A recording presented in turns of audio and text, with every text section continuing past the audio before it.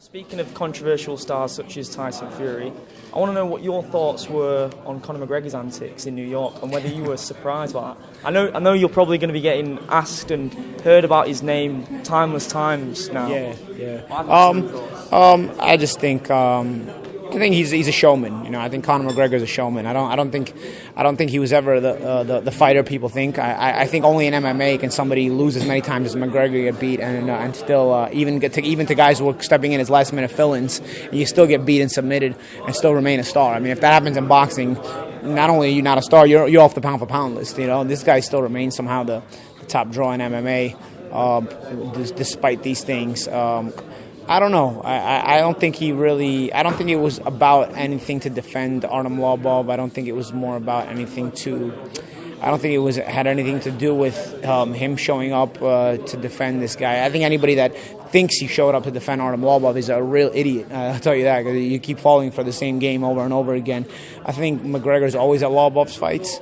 I think he saw an opportunity to make a scene without having to get near Khabib, because Khabib, if he gets near Khabib, Khabib will choke the lights out of him, and he knows that.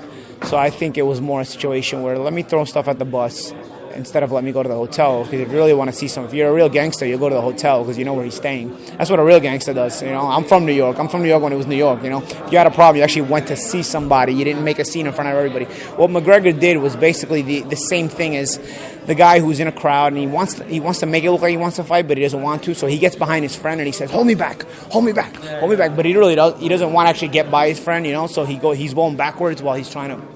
Conor basically did that. Because if he wanted to fight Khabib, or if he wanted to get in Khabib's face, could have went right to the hotel. And Khabib's going to get off the bus, and you're going to get right in his face. The issue is that he didn't want to see Khabib. He didn't want to get in Khabib's face. But he did want to make it look like he did, which is Conor's entire career is based on making it look like more so than what it actually is. And people keep falling for it. So this is just the latest in that scenario, in that situation. And he did a good job. There's enough gullible people in this day and age. You know, millennials are pretty stupid, I'll tell you. In that training camp, did he live up to the world's perception of his persona, or was he a lot more down to earth before this whole thing escalated? I don't really. Did you ever speak to him? I didn't speak to him more so than a couple of minutes. You know, there were times where he was normal, and there was times where he was the way he is. One thing about Conor McGregor you have to understand, though, unless you're kissing his behind, he always looks at you like a threat for some reason. I mean, he's a weird, strange guy. Like, if you talk to him like he's the same as you, which for me, everybody's the same as me. You know what I'm saying? Like, I'm not gonna look at somebody like, oh my goodness, you know. Maybe if I meet Roberto Baggio or something like that. But you know, like if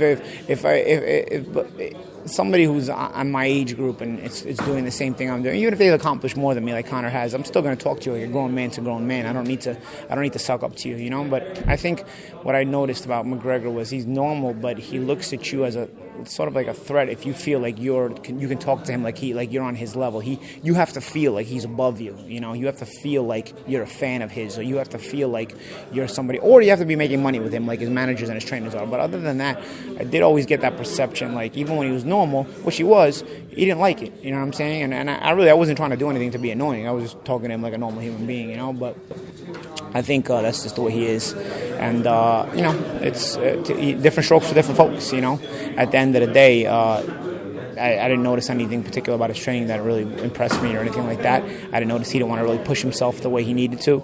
He didn't have enough sparring partners in there that actually knew how to fight, and so I knew he was going to have a problem. You know, he didn't want to get beat up in the gym. So you know, if you don't want to get beat up in the gym, you're definitely going to get yourself beat up in the fight. You got to be willing to put yourself in situations in the gym where you're going to get yourself beat up. You know, and the instant he realized I was going to be beating him up, he basically made it so I couldn't stay there. You know, I mean, it was impossible for me to have stayed in that training camp. So it is what it is. But so, like I said, different strokes for different folks. Do you think Floyd actually steps into his world and that fight goes down?